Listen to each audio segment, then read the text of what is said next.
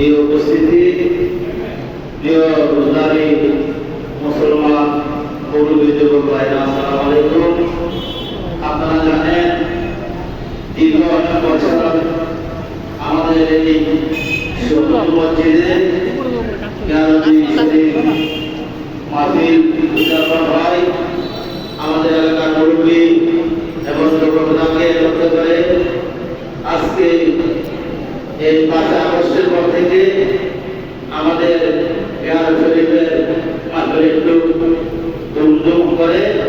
আসলে কোনো কিছু নাই, ইয়ার শরীফ মাহফিল রক্ষা করবেন এরা আহলে সুন্নাত ওয়াল জামাতের একটি গুরুত্বপূর্ণ মাহফিল।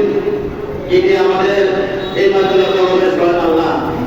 আপনারা যদি কোনো চিন্তা করেন এই ইয়ার শরীফ মাহফিলে করলে সমস্যা হবে বা কি হবে, এটি চিন্তা করা নাই।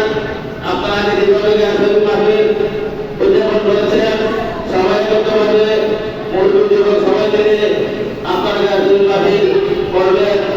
আমাদের একটি ইজতেমা কমিটি আছে, আমাদের একটা রাজনীতি আছে, আমাদের বর্তমান সভাপতি মোহন সাহেব আছেন, আমাদের মুরব্বী কুশল ভাই আছেন, আর অনেক মুরব্বী আছেন।